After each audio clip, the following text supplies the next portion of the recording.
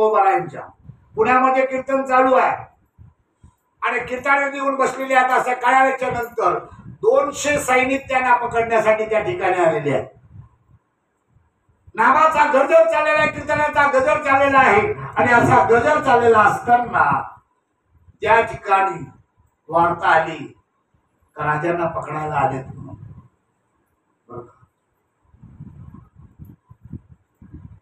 राजांना पकडायला आले अशी वार्ता आल्याच्या नंतर त्यांनी बघितलं आता काय करावं. तुकोबाने भगवंताचा धावा केला. भगवंताने मारणारा भीत नाही,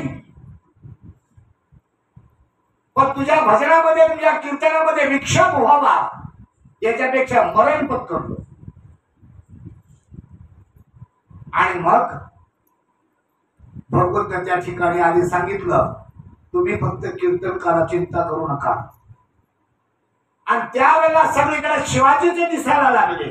त्याच्यात त्यांचं भागलं नाही. त्याने बघितलं आपण यांना सगळ्यांनाच पकडून घेऊन जाऊया ना, इथं काहीतरी जादूटोणा चाललेला आहे, त्याच्यापेक्षा आपण सगळ्यांनाच पकडून घेऊ म्हणजे कोण असेल तो कळेल आपल्याला.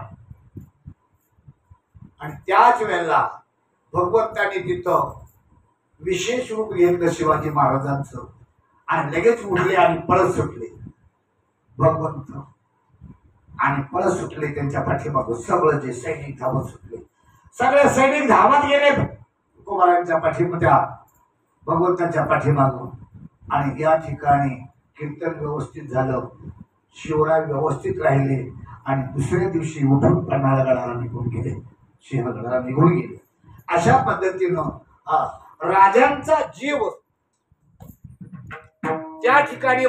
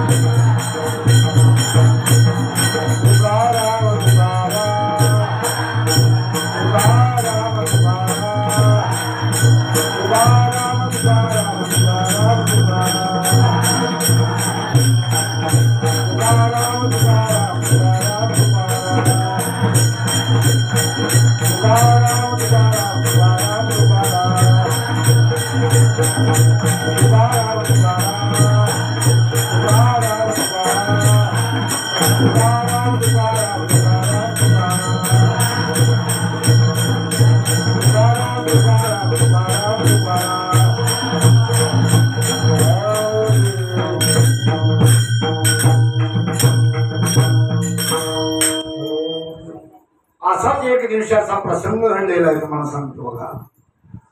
तुकोबारायांच्या बरोबर टाळ वाजवणारा कोंडाजी बुवा लोहकरे नावाचा ग्रस्त त्याने मनामध्ये इच्छा निर्माण केली. तुकोबारायांचं डोल म्हणून टाकले बाबा मला तीर्थयात्रेला जावंसं वाटतं, काशीला जावं, गयेला जावं, जरा फिरून यावं असं वाटतं, भागीरथीचं स्नान करावं. तुकोबारायांनी सांगितलं ठीक आहे जाऊ शकतो, पण तुम्ही जरा तुमचा एखादा शब्द खर्च करा म्हणजे माझी जाण्याची सोय होईल. माझ्याकडे पैसे नाहीयेत. बरं तुकोबा म्हणले जायचंच आहे तुला? म्हणलं हो जायचे. तुकोबाने असं मांडीखाली हात घातला आणि 2 असे ढब्बू काढून दिले त्याच्याकडे. त्याला होन म्हणायचे होन. त्या काळामध्ये चालायचे ते पैसे आणि म्हणजे हे घे आणि जा. ते म्हणे याच्यात कसं का भागे लांब जायची, जाणे व्हायचं नाही, खाया प्यायचे एवढे दिवस काढायचे त्या ठिकाणी. म्हणे तू काही काळजी करू नको, एक काम कर, हा पैसा आहे ना हा होन तो कोणाला दिला ना तू त्याचं जे काय असेल ते घ्यायचं आणि तो वापस जे पैसे देईल ते ठेवायचे, पण त्याच्यातले 1 पैसा शिल्लक ठेवायचा. काय म्हटले? 1 नाणं शिल्लक ठेवायचं आणि ते नाणं तुझ्याकडे राहिलं का त्या नाण्याचं परत तुला तेच बनेल, होणच बनेल. तुला जेवढं पाहिजे ते मिळेल, ते नाणं खर्चच होणार नाही. तू काय ताण घेऊ नको, जा त्याने बघितलं लोकांना कधी कधी खरं वाटतं पण संशय येतो, की नाही? संशय येतो ना, आहे की नाही? नामाच्या चिंतनात असं कसं होतं, संशय येतो ना माणसाला. आणि ज्याची अवस्था झाली का दुसरे जे होत नाही त्याच्या मनात जास्त संशय.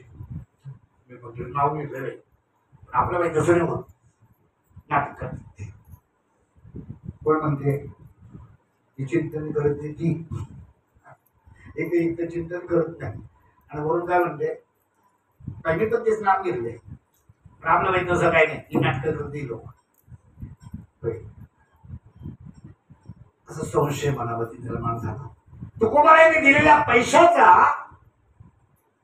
त्याला संशय आला. त्याने काय केलं, जाऊन ते मोडून पाहिलं, मोडले. परत थोड्या वेळाने गेला, परत त्या पैशाचे तेवढेच पैसे आले. बरं आहे, तुकोबाराने म्हणतो बाबा जमतं काम बुवा, जमलं. म्हणलं ठीक आहे का, पण एक गोष्ट कर म्हणे, याच्यातला एखादा पैसा जाता जाता काही दान धर्म कर, काही चांगल्या कार्याला लाव आणि पुढे गेलास ना तर भागीरथीचं स्नान करताना त्याच्यामध्ये पैसे टाकताना मी आईला निरोप दिलाय, माझा नमस्कार सांगण्यासाठी तो पैसा टाक आणि आईला दे सांगितलं. आणि ठीक आहे, गेला तो, गेला आणि जाता जाता भागीरथीमध्ये पैसा टाकला. पैसा टाकल्याबरोबर तुकोबारायांच्या नावानं भागीरथीने दोन्ही हात वर केले. बघा जसा इंद्रायणीतून बाबांच्या गाथा जशा बाहेर काढल्या, जसे हात दिसले तसेच हात बाहेर आले. सगळ्यांना विस्मित वाटलं. तुकोबांचं नाव घेऊन पैसा टाकल्याबरोबर हात बाहेर आले. तसंच काशीला जाताना तुकोबांनी सांगितलं होतं माझ्या देवाला निरोप सांगा. मला नाही आला नाही पण तू झालं ना, देवाला माझा निरोप सांग.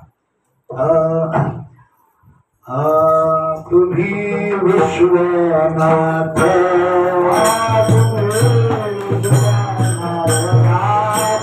तुम्ही विश्वनाथ,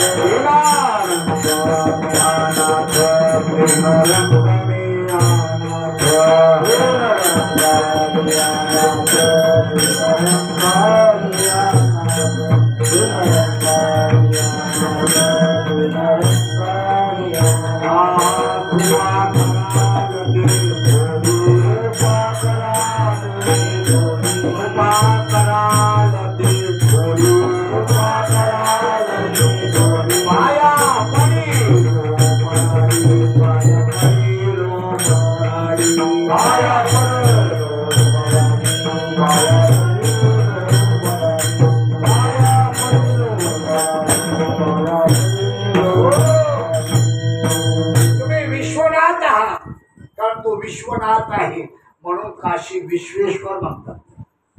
तुम्ही विश्वनाथ आहात. मी दीन आहे, गरीब आहे, दुबळा आहे, कलंक आहे, अनाथ आहे. तुम्ही थोडीशी कृपा केली ना त्याच्यासाठी पाया पडतो तुमच्या. माझ्यावर थोडी कृपा करा. काय कृपा करा, मला फक्त थोडस प्रेम भातुके पाठवा. बघा बघा प्रेम भातुके काय मागितलं देवाकडे, विश्वनाथाकडे. हा प्रेम सुख देई, प्रेम सुख देई, प्रेम सुख दे. बाकी काहीच नको. तुमच्याकडे भरपूर आहे पण मी अल्प वस्तूमध्ये संतुष्ट होणार आहे.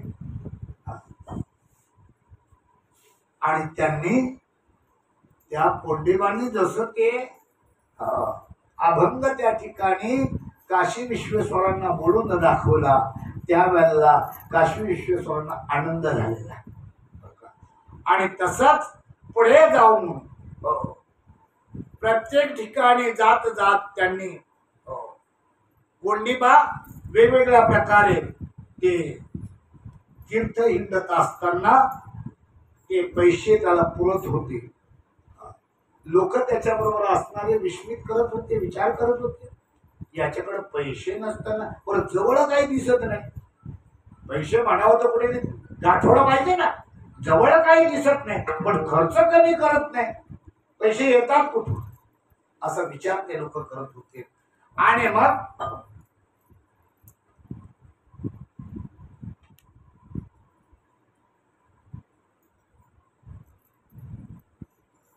तुकोबारांनी त्याला सांगितलं होतं, हे पैसे तुला पाहिजे तेवढे खर्च कर, लोकांना दे, आनंद घे, पण कोणाला सांगू आणि परत आलेले हे 2 रुपये परत मला द्यायचे. काय म्हटलं, परत मला द्यायचे. ठीक आहे, सगळं केलं हो त्याने आणि सगळं करून तो परत आला. सगळं आनंदाने करत होता.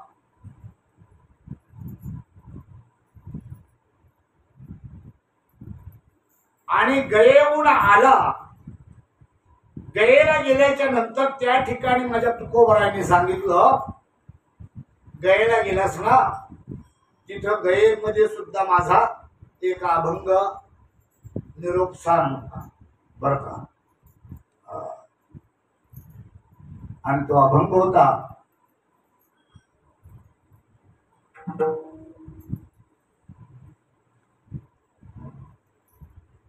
पिंड पदावरी दिला आपुलिये करी, दिला आपुलिये करी, माझे झाले गया वर्जन, माझे झाले गया वर्जन, फिटले पितरांचे ऋण, फिटले पितरांचे ऋण. मौली, मी माझा पिंड माझ्या हाताने देऊन टाकला, माझे गया वर्जन झालेलं आहे, माझ्या पितरांचं माझ्यावर असलेलं ऋण फिटलेलं आहे. आता मला वेगळं काही पिंडदान करायची गरज नाही. कळलं का तुम्हाला?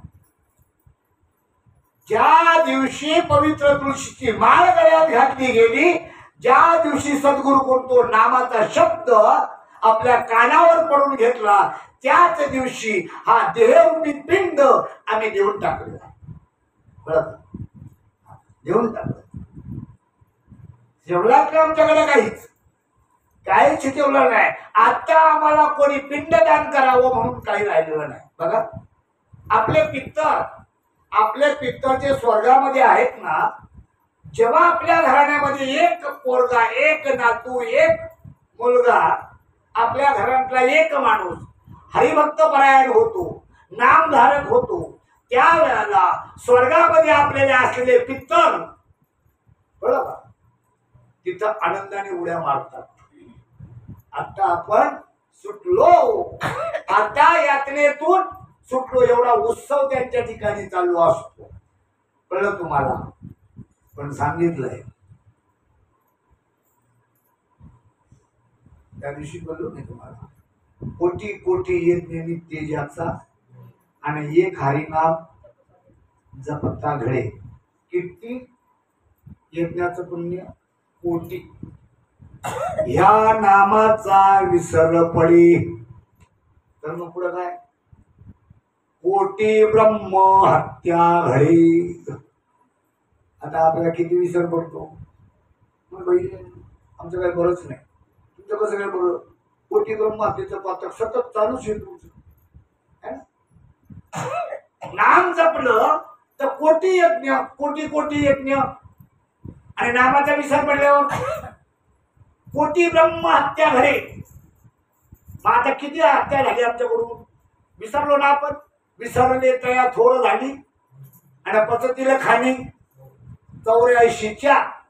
हो, विसरला का मग लक्ष 84 घसरणच आहे, पसरणच आहे, सुटकाच नाही. मग आपली नामधारक असू दे ना, त्या नामधारकाचा बाप असतो, नाही तर तुझा गुरु असतो.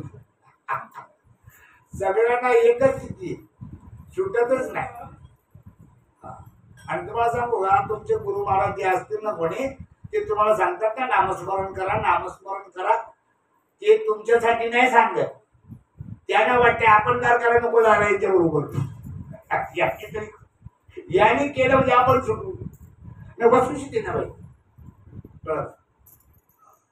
कारण एखादा जो डुबतो ना पाण्यामध्ये, त्याला काढायला जो जातो ना तो त्याच्या गळ्याला मिठी मारतो. कळलं तुम्हाला?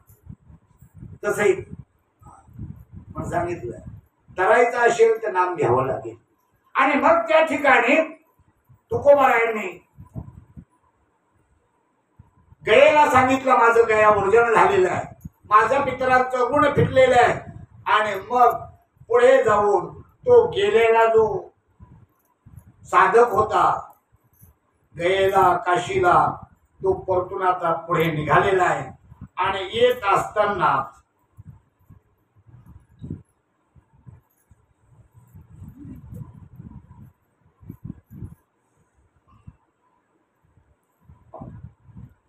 वापस येत असताना असं झालं,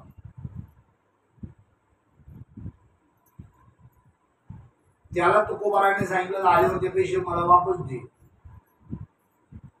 त्याने काय वापस दिले? त्याने विचार केला आपण द्यायचं नाही, ठेवू आपण. तुकोबानं सांगून पडले लय बेईमान आपण लोक आहे ना.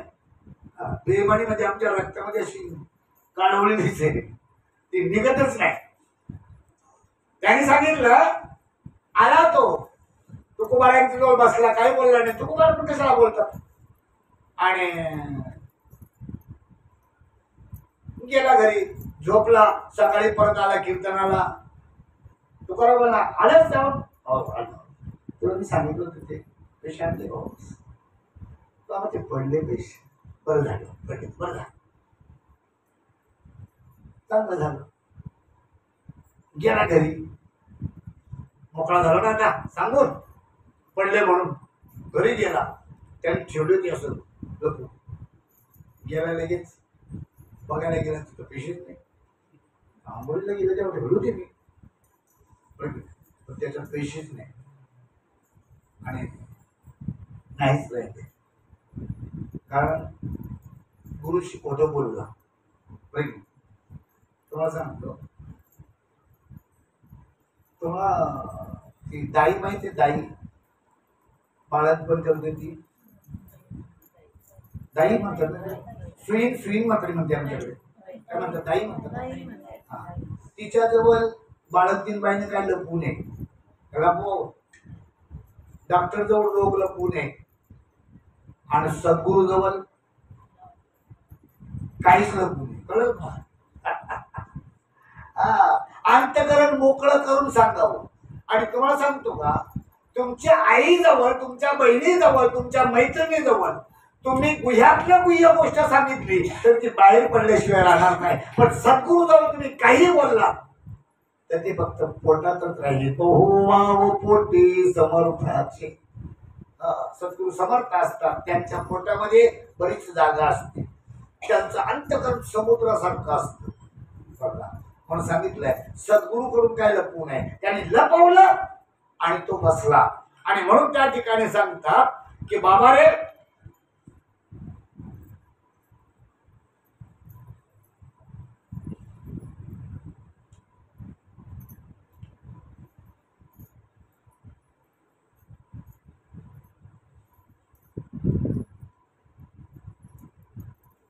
निराश झालेला तो माणूस आणि विचार करायला लागला, आपण दुखट नाही म्हटलं, दिले असते तर जाऊन काहीतरी झालं असतं.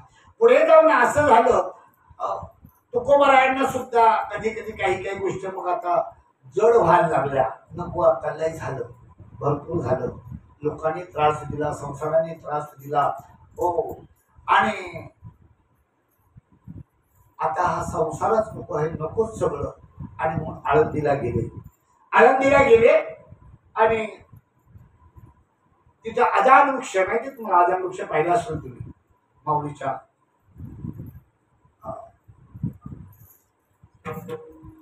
डाव्या हातालाच आहे. अजान वृक्षाखाली गेले आणि बसले. आता तिथं बसलेल्या आधार वृक्षाखाली पाखरं बसलेली होती आणि पाखरं बसलेली पाहिली तुकोबारायांनी. तुकोबाराय जसे गेले तसे पाखरं उडून गेली. तुकोबारायांना दुःख झालं. मला बघून पाखरं पळाली. म्हणजे आपण एवढी भक्ती करून उपयोग काय झाला? तुकोबारायांचं म्हणणं आहे बरं का, तुम्हाला नाही म्हणत मी. आपण एवढी भक्ती करून उपयोग काय झाला? आपल्याला पाहून पाखरं देतात.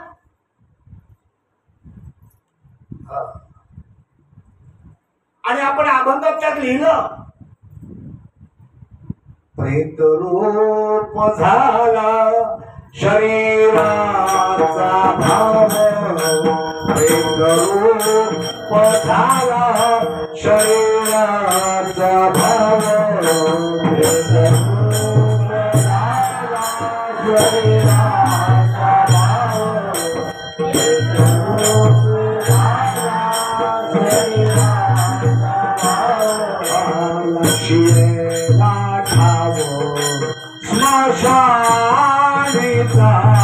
लक्ष्मीला ठाव स्मशानीचा, रतिरात्रंदिवस काम क्रोध माग, रतिरात्रंदिवस काम क्रोध मागा, लक्ष्मीला ठाव स्मशानीचा, लक्ष्मीला ठाव स्मशानीचा, रतिरात्रंदिवस काम क्रोध माया, रतिरात्रंदिवस काम क्रोध माया, म्हणती धर्म हाय हाय, म्हणती यमधर्म हाय हाय, रतिरात्रंदिवस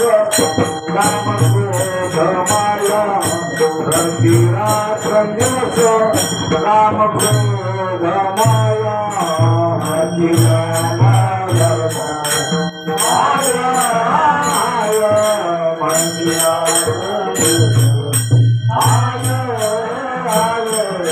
रतिरात्रंदिवस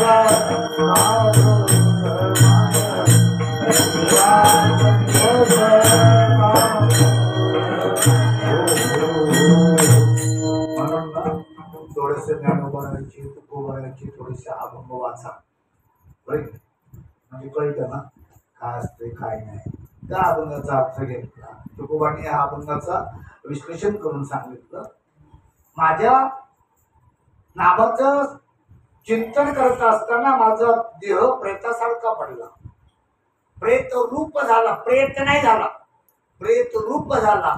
शरीराचा भाव, हो कसलीच हालचाल नाही, श्वास पण बंद झालेला. आणि त्या वेळेला जसा मशानात येऊन जावं ना प्रेत, तसा मी निश्चित पडलो भक्तीच्या नामस्मरणामध्ये त्या भगवंताच्या.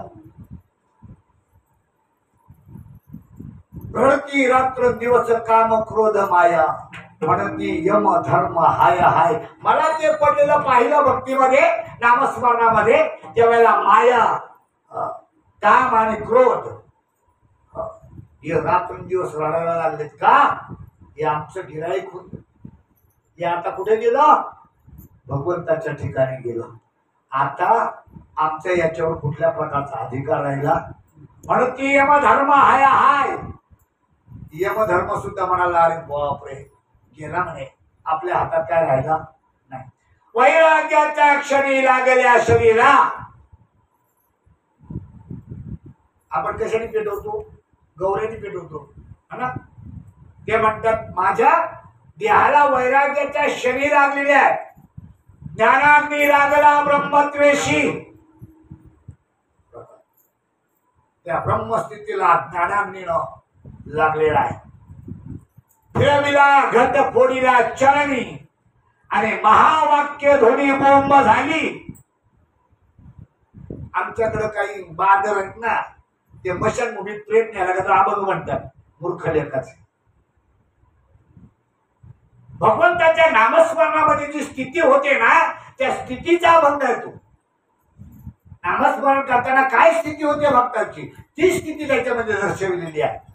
फिरविला घट फोडीला चरणी, ते मडकं घेऊन तो फिरतो बापाचं आणि तो पाठीमाग फोडतो आणि मग तिथला एक माकडा सांगतो अहो असा हात लाव तोंडाला. तुम्हाला नाही माहिती, तुम्ही नाही जात ना मशानभूमीत जाते असं म्हणते. बाप मेला ना तर पोराला सांगतात असं बोडकं फुटलं ना असं म्हणे तोंडाला उलटा हात लाव. महावाक्य ध्वनी बोंब झाली बरं का. फिरविला घट, हा देहरूपी घट सद्गुरूच्या चरणावर फोडला. कशानं फुटला तो? महावाक्य ध्वनी बोंब मारली हरिहर, बोंब मारिली हरिहर बरं का. महावाक्य ध्वनी कानात सद्गुरूने ते वाक्य टाकलं ना त्याला महावाक्य ध्वनी म्हणतात. फिरविला घट फोडीला चरणी, महावाक्य ध्वनी बोंब झाली. तुका म्हणे रक्षा झाली आपोआप, आणि उजळलेला दीप गुरु कृपे. आणि त्या काडक्या पेटवतो लाव अग्नी बापाला सांगितलं. तुका म्हणे रक्षा, राख आपोआपच झाली. कशानं? तो हा ज्ञानाचा दीप गुरुच्या कृपेने उजळला बरं का. उजळलेला दीप गुरु, हा अभंग त्याने आठवला ते पक्षी उडाल्यावर. मी तर असं म्हणतोय माझं असं झालंय मग मला पक्षी का घाबरतात, खंत वाटली. आपलं पोरग आपल्या जवळ थांबत नाही तरी आपल्याला खंत वाटत नाही. त्याला माहिती मात्र कधी बोका मारून पाठीत भरोसा नाही आहे की. झुरावं लागलं, विचार करायला काय करावं, देवा माझं काय चुकलंय, मी अजून परिपूर्ण अजून भक्त झालोच नाही का, का पक्षाने घाबरावं. आणि असं मनामध्ये आल्याच्या नंतर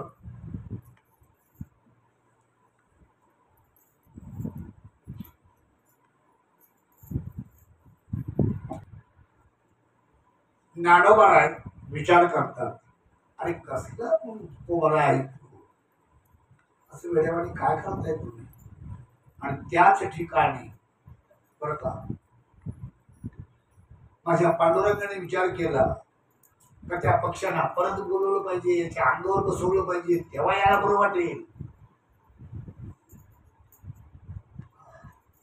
भगवंतांनी परत तसंच केलं आणि तुकोबारायांच्या अंगावर ते पक्षी परत येऊन बसले आणि मग तो आनंद.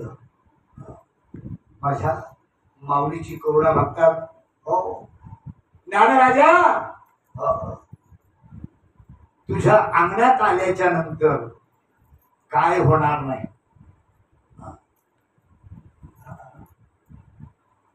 जयाची द्वारे सोन्याचा पिंपळ, जयाचे द्वारे सोन्याचा पिंपळ, जयाचे द्वारे सोन्याचा पिंपळ, जयाचे द्वारे सोन्याचा पिंपळ, पांडुरंग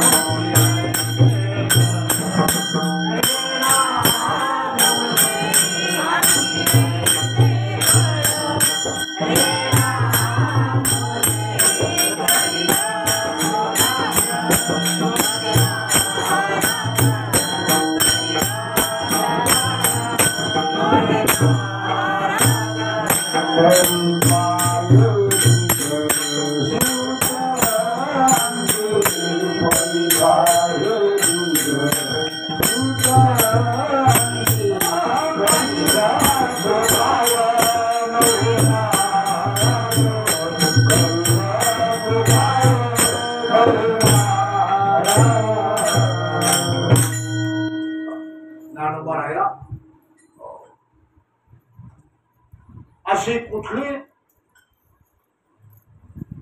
माझं पुण्य होतं की सगळ्या भूतांच्या ठिकाणी सगळ्या जीवांच्या ठिकाणी समता निर्माण झाली.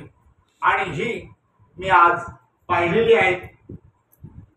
जसं लहान लेकराची आळी जशी आई पुरवते तशी माऊली तुम्ही माझी इच्छा पूर्ण केली. आणि मग पुढे जाऊन काय म्हणतात बघा, कृष्ण विष्णू मेघश्यामा विठ्ठला अच्युता नरहरी पुरुषोत्तमा. तुझ्या नामाचा विसर पडणं याच्यापेक्षा हानी दुसरी कुठलीच नाही. तुझ्या नामाचा विसर पडणं याच्या एवढी मोठी हानी कुठली नाही. आणि तुझ्या नामाचा आठव होणं याच्या पलीकडे लाभ कुठलाच नाही. आणि मग तुझं नाम जपत असताना भगवान शंकर हळाहळ विष वाचू शकला. हळाहळ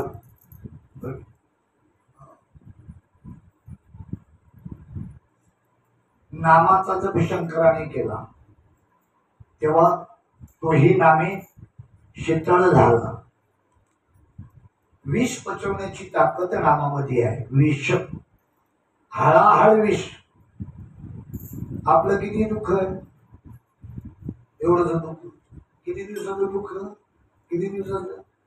बघा ना आता तुम्ही जन्माला आले ना 18-20 वर्ष तुम्हाला दुःखच नव्हतं.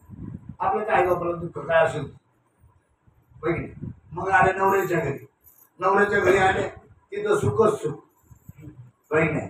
त्याच्यानंतर थोड्या दिवसात आता थोडं म्हातारपण आलं म्हणून सुन काय बोलायला लागले म्हणून थोडस आलं दुःख. तेवढ्या दुःखासाठी नको बाई जगूच नाही जगूच नाही. आता म्हटलं जगू नये तर मरायला कोणी नाही म्हटलंय. पण मारायचं नसतं म्हणून जगूच नाही म्हणते. आणि एक गोष्ट सांगतो तुम्हाला, तुमच्या मरण्याने कोणाचं नुकसान होणार आहे? कोणाच नाही. कळलं. पण जगण्याने तुमचा काय फायदा होणार आहे? तर जगण्याने तुमचाच फायदा होणार आहे. जगण्याचा फायदा होईल. आणि मरण जर एकदा आहेच तर मरावंच का? मरण आहेच ना, एकदा मरण लिहिलेलंच आहे. त्याच्यासाठी प्रयत्न करायची गरज नाही. मरण आहेच, लिहिलेलंच आहे.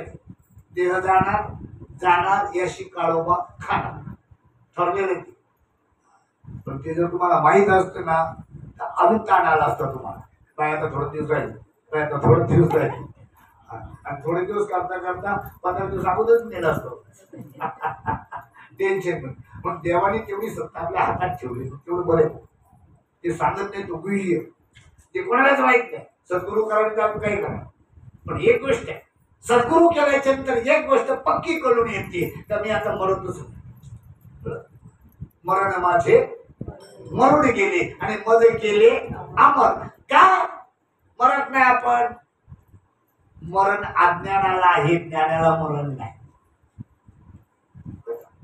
अज्ञान म्हणजे काय? मी शरीर आहे हे डोक्यात जर फक्त असलं मरणार हे नक्की. देह जाईल जाईल अशी काळोबा. मरण कोणाला आहे? देहाला. आणि आम्ही कोण आहे? देह का आत्मा? बोलायला गोड वाटतं. किती गोड वाटतं? गोड वाटतं. पण कुत्र भोकं आई असं कुत्र भोकं दे फक्त धावू दे आगाव. एवढी भीती वाटते. सांगितलं एकदा कळालं की अमर आत्मा आहे का? आपण अमरच आहे. अमर आहा खरे की खोटे पाहते. तुकोबाराय म्हणतात तुझा विसर पडणं म्हणजे मोठा अनर्थ आहे. आणि हाल विषाने शंकर बोलला तो तुझ्या नामाने शीतळ झाला. त्या ब्रह्मविना खात्यावर घेऊन नारद सतत तेच गात सुटला. त्याच्या पुढे जाऊन सांगितला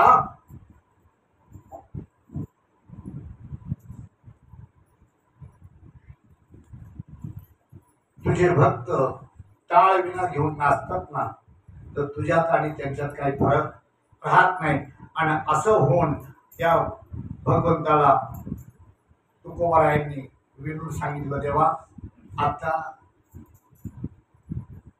मी देहूगावला चाललोय, पण मला आता अशी इच्छा झाली की मला आता इथं राहावंसं वाटत नाही. मला आता इथं राहावंसं वाटत नाही. आता माझी काहीतरी सोय पहा, माझी काहीतरी सोय पहा, म्हणजे मी आता मोकळा होईन. ज्ञानदेव तुकाराम